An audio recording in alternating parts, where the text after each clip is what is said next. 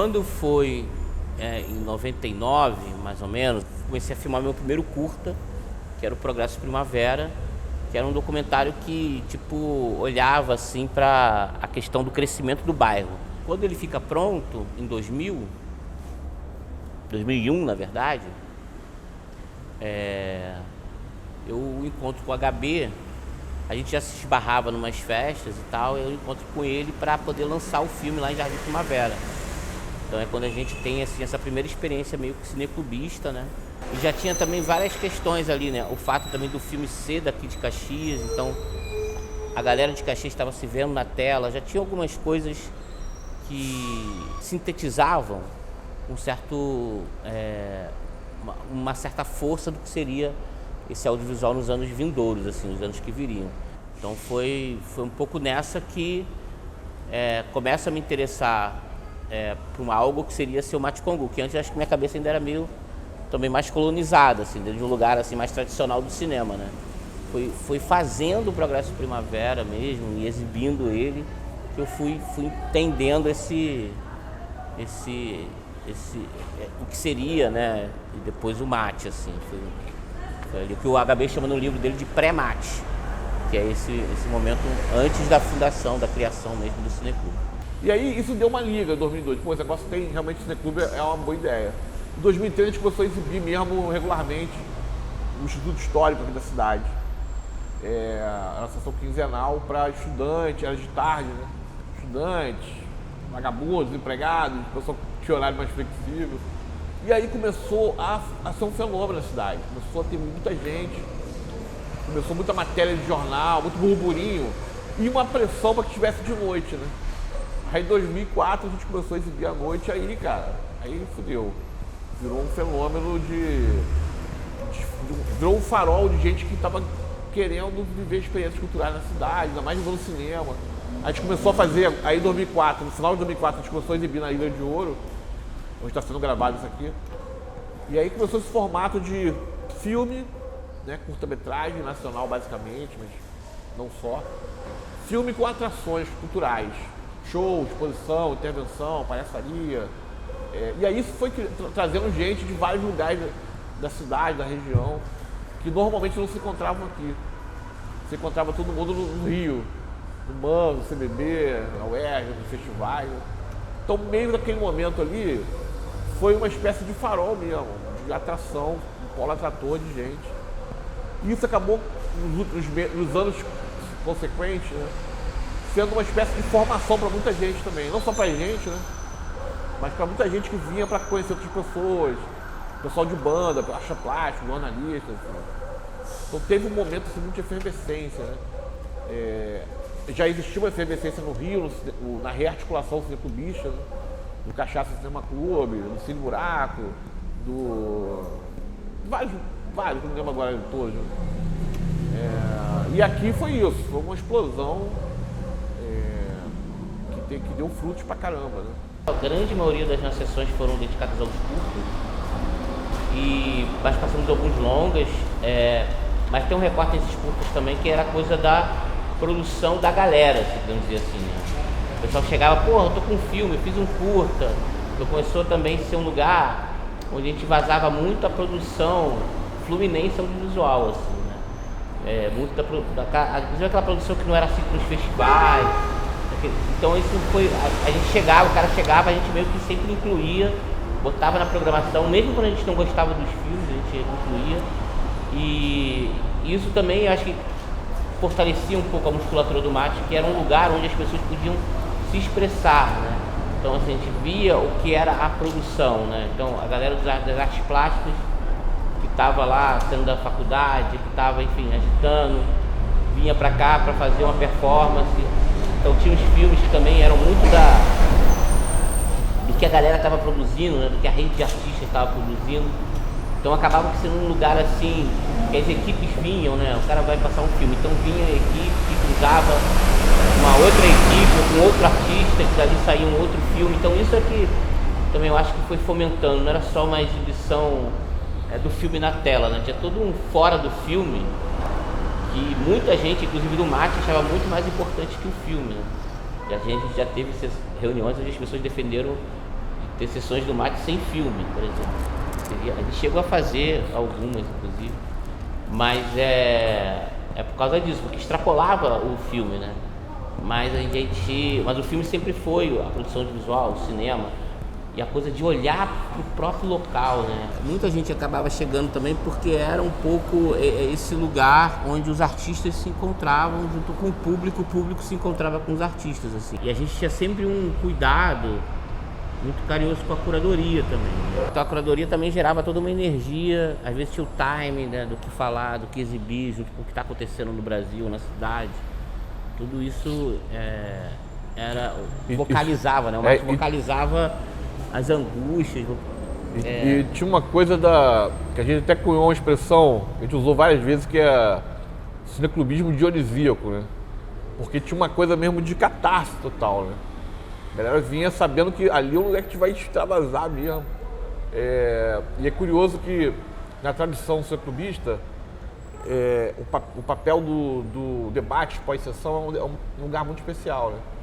A gente fez muita sessão com debate mais caretão, mas a gente julgava que o nosso tipo de debate era um pouco diferente. A gente trazia os realizadores, sempre fizemos questão de trazer a galera, e os caras mergulhavam junto com a sessão, com a festa pós-filme, e aí o público interagia com o diretor, com o fotógrafo na hora ali, com os atores. Então era uma espécie, o filme ficava vivo durante o que rolava depois, né? Com as festas, as exposições. Então, para muita gente que fazia um filme e só exibia no circuito de cinema, no circuito de classe média, vinha pra cá com, porra, eu gosto de passar o filme no Mate, porque quando acaba a gente tá com a galera, vai no meio do filme, aplaude, abraça, discute mesmo o filme com a pessoa ali no quente, né? O que motivou a gente no começo mesmo não foi uma demanda também, de ter algo. Era uma coisa de querer se divertir. Que a gente gostava. Ver filme junto, tomar cerveja. Ver filme junto, tomar cerveja, curtir. Então, assim, isso era muito o motor principal do Mate, assim.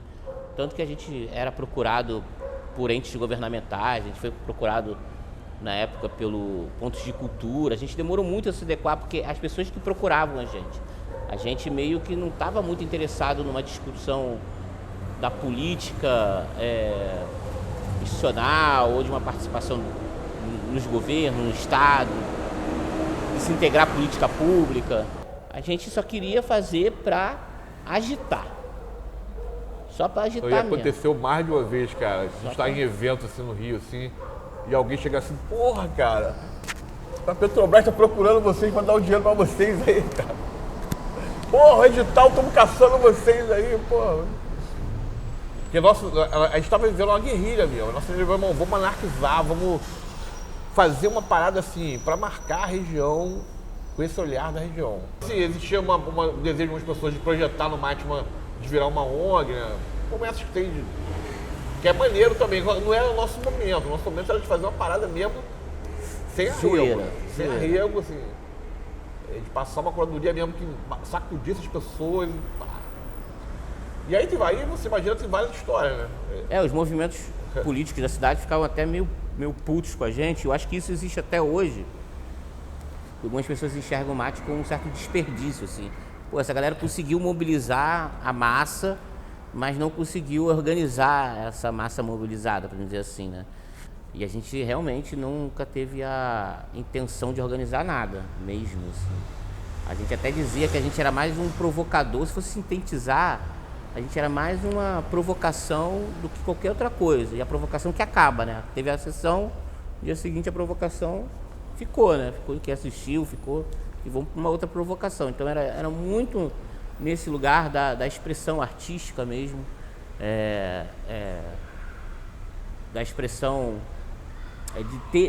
de ter esse espaço onde as pessoas possam expressar. A gente trabalhava muito nesse lugar. E como a gente fazia a curadoria, isso também era uma maneira de se expressar. Então a gente estava muito focado em se expressar, em dizer, em falar como é que a gente via as coisas, né? Como é que a gente via as coisas a partir daqui de Caxias, né? Organicamente, não foi um planejamento inicial, não. A gente nunca planejou nada no Mate. Na verdade, eu não planejei nada. Tudo foi meio que acontecendo. a coisa até do CNPJ, né? Assim, a gente nunca teve, por exemplo. A gente sempre teve. Mas em 2005 a gente fez uma reunião, pô, decidimos Ter mais atas, né? tirar um CNPJ. Que nunca saiu. E nunca mais voltou. A gente era incapaz de encarar uma discussão mais institucionalizada ou de pensar mais seriamente na coisa. Era incapaz completamente, assim. A gente, às vezes nas reuniões a gente dizia, vai estar em ata, dizendo que a gente vai fazer, mas a gente não faz, a gente foge desse assunto. Aqui atrás tem uma escola que ela fez 100 anos no ano passado, cara. 100 anos. Mais antiga que Caxias. Pois é, Caxias era do distrito de Nova Iguaçu ainda na época.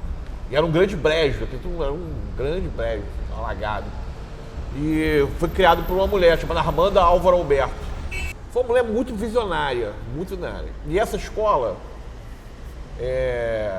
chamava Escola Proletária de Meriti, depois virou Escola Regional de Meriti, que era o nome mais famoso. Então foi a primeira escola que teve círculo de pais e mães, né? A ideia do bairro ter que educar também a escola, integrado. Ela teve uma rádio aqui, tinha um receptor de rádio, quando começou o rádio. Então ela criou um museu da escola, coletando coisas, uma biblioteca. É uma coisa, a escola não tinha biblioteca. E nesse conjunto de coisas ela percebeu uma coisa, as crianças, porque aqui era uma miséria absoluta, né? Era um público proletário mesmo, miserável, de condições de vida. E ela começou a perceber que muitas crianças não aprendiam, por quê? Porque tinham fome, cara. Por causa de fome. Então ela sacou, pô, por que não ter uma coisa de merenda escolar, pô? Então o conceito de merenda escolar nasce nessa escola. E o mate com angu é porque tinha muita doação de angu, né? De mate. E aí, na época, as elites, as classes médias do Estado, né? Viam com preconceito essa parada e criaram esse apelido aí de mate com angu como uma coisa ruim, né? Aquelas crianças, mate, tipo os mortos de fome, né? Mas acontece que a escola era tão potente que nos anos 40 para 50, os alunos mesmo ressignificaram com ela o conceito de mate com angu. Então os alunos tinham orgulho de ser mate com angu, se chamavam mate com angu, os alunos. Existe um texto lindo, cara, que tem no nosso site, inclusive, do Mate com Angu, da Raquel Trindade, que é filha do Solano Trindade, né, que foi aluna aqui, que ela conta isso, como ela tinha um orgulho de ser Mate com Angu. Então é isso, o apelido veio dessa coisa da escola aí do Mate com Angu, que está até hoje de pé. Teve uma vez que eu estava num evento lá do Guilherme Whittaker, lá, o Filme Livre, a gente já tinha o mate, a gente tinha feito poucas sessões do mate, início de 2002, eu acho que era um Filme Livre de 2002. E aí eu estava nesse evento lá, em Comes e Bebes, e recebi uma divulgação do Cachaça, né? E aí eu me lembro de pensar assim, caralho, eu achava que era só a gente que estava pensando no cineclubismo de uma outra maneira, né? Porque na própria arte desse evento, já do Cachaça, já tinha alguns elementos que a gente se identificava já, né? Cachaça de graça, música e filme. Então assim, já era uma coisa que a gente já olhei para aquilo falando, pô, a gente não tá sozinho, né? A gente às vezes parece que a gente é dono da ideia quase, né? Parece que a gente é tipo, pô, só tem a gente pensando nisso, né? E aí o Cachaça foi um pouco nesse lugar, quando eu vi E aí a gente começou a perceber que havia uma rede cineclubista já, né? A gente na Baixada mesmo já existia outros cineclubes até mais antigos, tinha o Videoverso, né, que era Nilópolis, o rapaz. Mesquita. Esqueci o nome dele também. É o Sérgio Fonseca. Esse contato com outros movimentos, assim, foi muito orgânico também. Vários convites, pô, vamos fazer uma sessão, por exemplo, eu falei, no Circulador, no Genhoca, no Geringonça, no Mó. Em várias paradas a gente se apresentou, sabe, junto com a galera. E o outro lado disso é que a gente acabou sendo inspiração para a criação de outros coletivos, outros cineclubes, né? Vários que estão até hoje aí, foram de pessoas que a gente vieram aqui, pô, eu quero fazer, pô, então faz aí, é isso, toma filme, toma... Então tem uma coisa de grupo, de rede muito forte, muito forte. A gente tentava, de todas as maneiras, radicalizar um processo de fazer as coisas colaborativo. Então, a curadoria não era um ou outro que fechava, era um processo que era discutido e debatido, a exaustão às vezes. Então, assim, era um modo de fazer baseado na escuta também, muito de um engolir o ego aqui, o outro engolir ali, e a gente ir até conseguir um consenso, até conseguir... a gente nunca fazia eleição de nada. Raramente a gente teve que apelar para eleição, só em alguns momentos que a gente teve que apelar, dá para contar nos dedos, deve dar assim. A grande maioria das vezes a gente resolvia todas as demandas a partir da conversa, do consenso. Quando chegou a nuvem, onde as pessoas iam colocando parágrafos lá e que a gente meio que editando aquilo, então os textos eram radicalmente colaborativos e são textos interessantíssimos. Boa. Então o Mate ensinou um pouco e isso me influenciou no trabalho, nos meus meios. Às vezes tem empresas ou coisas que eu for fazer, trabalhos que eu vou desenvolver que eu não consigo trabalhar, porque em alguns outros eu consigo trabalhar melhor, mas é porque o Mate me colocou, a formação que o Mate me deu de trabalho foi uma formação muito colaborativa, assim, onde eu dependo do que os outros falem, onde não existe muito essa divisão tanto de função, teve muito na nossa gênese da coisa também, assim, e sempre de não ter uma liderança. Uma coisa muito assim, reveladora também, que a grande maioria de oficinas audiovisuais que a gente fez, a gente fazia a equipe, mas não existia a função do diretor entre os alunos. 90% dos casos, os alunos eram... a direção era coletiva, né? A gente sempre provocava esse lugar da coletividade na autoria, né? Que o Mate era... A autoria do Mate é coletiva. Não existe uma linha colocada no ar, não existe um filme, uma sessão, nada que não teve conversa e debate para se decidir aquilo. O Mate assim, tinha sessões mensais, essas sessões tinham um tema, sempre tinha um tema. Vamos falar sobre o funk. Então a gente juntava 5 curtas, falava sobre funk, de repente chegava um artista plástico que estava fazendo um trabalho de pesquisa com o funk, de repente chegava um fotógrafo que estava fazendo uma inspeção. Então a gente ia meio que juntando e aglutinando a partir desse tema. E a gente juntava tudo num programa que era entregue para quem chegasse aqui. E aí nesse programa que depois a gente compilou e fez esse livro dos 10 anos, assim, que era então assim, e cada programa a gente tinha tanto a lista de quem estava se apresentando naquele dia, tanto dos filmes quanto dos artistas, quanto a gente tinha também um texto, que era uma reflexão sobre o tema que a gente estava propondo. Desses 20 anos, 13 anos foram sem parar, contínuo. Assim. Contínuo. E aí, e fora as sessões especiais, né? Que entre elas a gente fazia sessão muito em escola, em evento. Então assim, vamos contabilizar tudo, pô. Acho que o Mate também teve um sentimento inclusivo. E é por isso que todas as linguagens... Porque se alguém chegasse assim, eu quero fazer um rap. Chega aí. Quantas... Né? Sabe aquele... Até às vezes aquele maluco que é o chato, a gente abraçava. Rolou várias vezes. Várias vezes, sabe? Botar o cara em evidência, de colocar o cara no centro do palco. A gente tinha E não cortar onda de ninguém, cara. Não cortar onda de ninguém. Tô com a ideia aqui, pô, vamos... Como é que é, então? Vamos... A gente nunca conseguiu cobrar no Mate, por exemplo. Né? Porque se alguém chegasse na porta e falasse, pô, tô sem dinheiro, é isso que acontecia. Tô sem dinheiro aí, posso entrar? A gente deixava. Mas tinha vários rolês aí que a galera do Mate estava inserido, que acabava trazendo pra dentro. E a gente, pô, vamos fazer agora. Não, demorou. Chega aí. Então, assim, essa coisa muito inclusiva, de um sentimento muito inclusivo mesmo, fazia, acho que com que o Mate fosse tão agregador mesmo, assim, e que desse certo tanto nesse sentido que tu falou, de ser multifacetado, de ser... Porque a gente não tinha nenhum dogma em relação do que poderia passar aqui ou não. A gente, inclusive, discutiu o cineclubismo sem filme. Então, assim, era o limite do... Eu não vi. Não vi uma parada que nem rolou do Mate, na vibração, na intensidade que eu vi aqui. Eu vi muitas outras coisas fodas. Eu vi a Escola Livre de Cinema de Nova Iguaçu, eu vi o Iguacine, eu vi muitas outras coisas muito fodas, com suas particularidades, com as suas singularidades. Mas naquele período que a gente viveu, que foi meio que um grande momento, assim, né? Sei lá, de 2005 a 2010. Tem um fator que pode colocar na conta do acaso isso. É o fato que tem essa junção de pessoas que a gente tinha uma energia muito parecida em relação a porta aberta e não cortar onda de ninguém.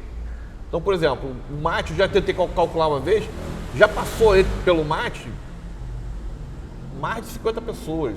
Aí o pessoal sai, o pessoal entra uma galera, aí o pessoal retorna, o pessoal do começo nunca mais te viu. Então, tem várias vezes que parecia que o mate ia morrer, aí chegava uma galera nova. E como não tinha cobrança, como tinha essa coisa muito forte da festa, essa coisa dionisíaca, que é sedutora também, como tem essa coisa de fazer barulho, né? Você vai criando uma onda que se retroalimenta, né? Porque em geral, se você tá sozinho, você tem um presidente, você monta um movimento que tem uma diretoria, um presidente, um secretário, pô, você manter o dia a dia é pesado, né? E a gente tinha essa coisa, tem esse compromisso mensal da sessão. Era o coração da coisa. Então é o seguinte, cada um faz um, eu escrevo o texto, o cara imprime, o outro pega os filmes, o outro fala como diretor, pá. Mas eu acho que tem uma coisa de lugar certo na hora certa também, tem uma conjunção de fatores, eu vi outras que permitiram ele ser tão agregador, né? De as pessoas verem no mate esse lugar de liberdade, eu acho também. Acho que era um lugar de... O HB tem falado dessa palavra, mas é isso, assim, se a gente pegar assim o dionisíaco, o que ele significa, o que ele simboliza, que linguagem é a linguagem dionisíaca, né? Que é exatamente isso, trazer o cinema, que é uma coisa tão intelectual, para o corpo, né? Que é ver o filme, o cara tá aqui em silêncio, tenso, aí, porra, de repente vem um outro filme que, porra, enche o cara de esperança, aí de repente acende as luzes, começa uma música foda, e aí vem uma cerveja gelada. Então, tem uma coisa que esse ambiente que tem a ver com esse território aqui, rapidinho, que é a coisa do terreiro, da Lira de Ouro também, que criava um ambiente, uma atmosfera, que o brasileiro sabe fazer, e o Rio de Janeiro sabe fazer muito bem, assim. Essa atmosfera de alta qualidade de relações humanas se apresentava aqui, assim. Então as pessoas vinham porque era uma delícia vir pra cá e ficar aqui. E era o cineclubismo de Ogana, isso de preparar as condições para a energia baixar. Então, na verdade, o que o Mate fazia era preparar. Então as pessoas viam sabendo que vai ser uma noite foda. E o público fez parte, né? Então, o público era total simbiose com... O público interferia, de certa forma, né? Bastante.